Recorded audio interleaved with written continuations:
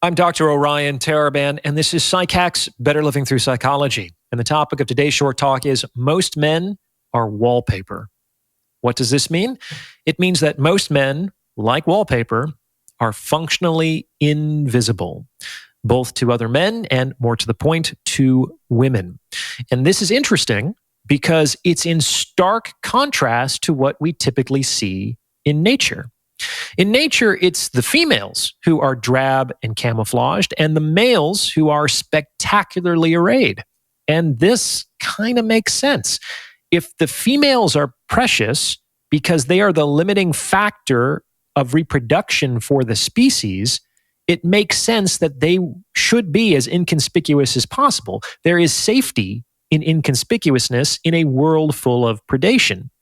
On the other hand, the male's conspicuousness also makes sense, as it is used as a proxy for health and superior genetics in the female's sexual selection. The most obvious example of this is that peacocks, cocks, are the fabulous males, whereas peahens, hens, are cryptic by comparison. However, the natural world is full of observations that back up this particular point.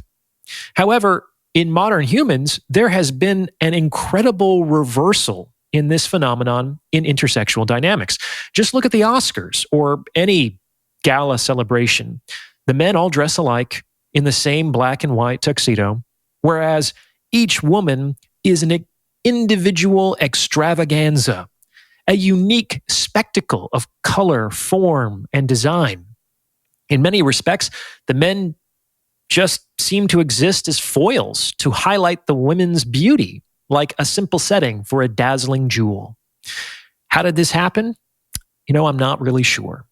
But I'm here to tell you that continuing in this vein of inconspicuousness is very, very dangerous for men. Listen closely. The biggest risk a man can take in his life is not taking a risk. If a man does not take a risk, the world passes him by, and that will be the end of him. If a man does not put himself out there, no one is going to come by to make sure he's okay. No one is going to give him money. No one is going to give him sex or love. He will get nothing from no one. Gentlemen, you have to risk it for the biscuit. And this is just not the case with women. Is this equal? No. Is this fair? No. Is that the way it is? Yeah. Work with it. And if possible, make it work for you. Take a risk. And one way to do that is to stand out from your immediate environment. I was having a talk with Logan Ury recently, and she told me that she often receives the same complaint from women she's advising in a dating context in the Bay Area, namely that all the men are the same, which in the Bay Area apparently means that they all work in tech and do rock climbing as a hobby. Now, in a different city or a different part of the world, a man who worked in tech and did rock climbing as a hobby would be an interesting anomaly. In San Francisco, however, it's apparently par for the course. So in San Francisco, working in tech and doing rock climbing as a hobby is wallpaper. Wallpaper is not inherent. It is contingent upon your immediate environment and your immediate competition. If you are functionally indistinguishable from your immediate environment and your immediate competition, then you lose the game of mating and dating. Men have to stand out.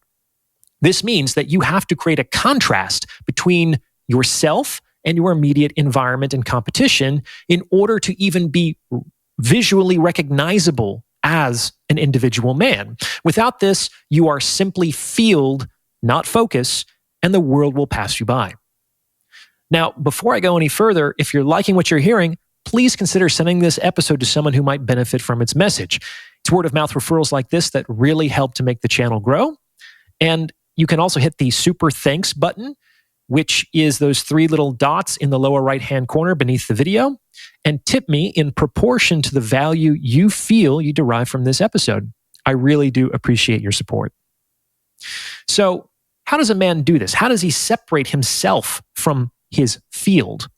What I'd like you to consider is that the way men present themselves, especially with respect to how they dress, is like branding.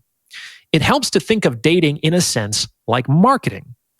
you want to create a brand to give a certain impression to your potential customers, which should motivate them to look more carefully at what you have to offer.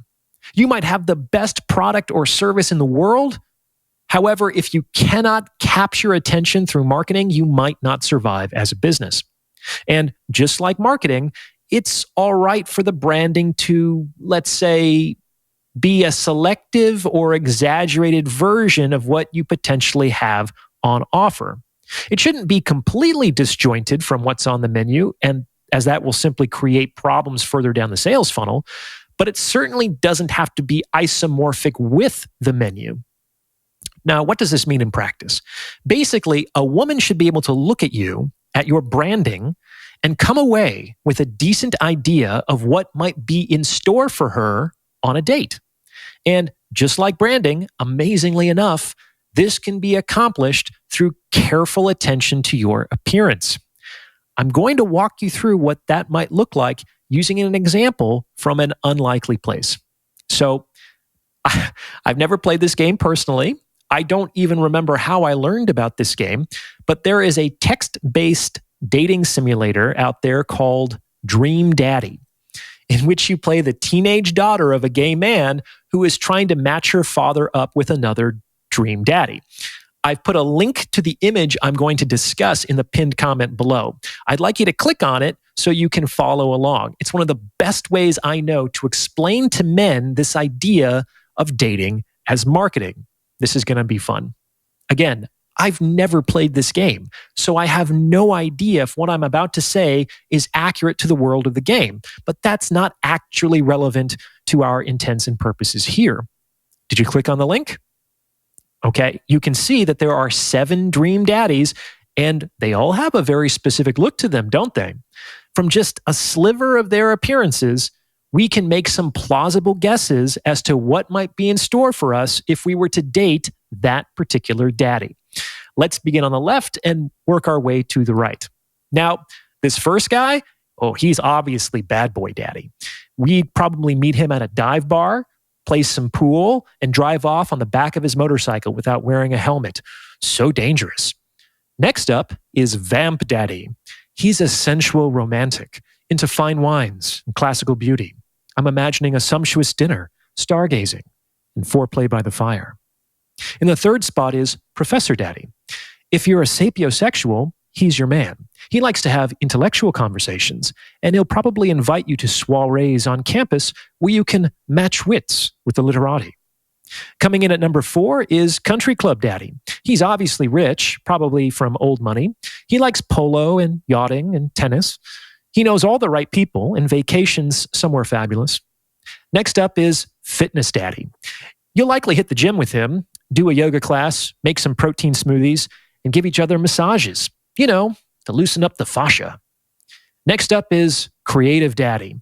He's maybe a musician or a designer or a photographer. He's too cool for cool, and he knows all the best live music venues and underground bars. Finally, you have Big Bear Daddy. He's just down to have a good time. Maybe a barbecue next to his backyard pool. Nothing pretentious, crispy canned beers, low-key fun, and good vibes. Okay, so does this actually happen in the game?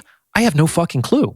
But that's not really the point. The point is that we can extrapolate a reasonable fantasy of what we have in store by associating from these appearances.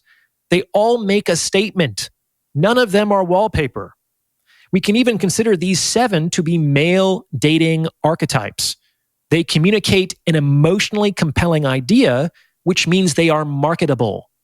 There are definitely others than these 7, but this is a good place to start. Now, men, I want you to look at yourselves.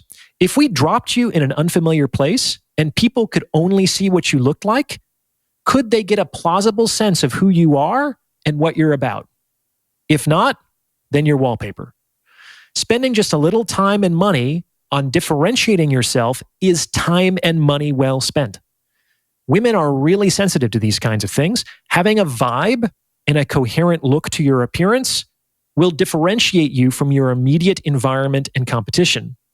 It's a risk to stand out, but it might be more of a risk not to. What do you think? Let me know in the comments below. And if you've gotten this far, you might as well like this episode and subscribe to this channel. You may also consider becoming a channel member with perks like priority review of comments or booking a paid consultation. As always, thank you for listening.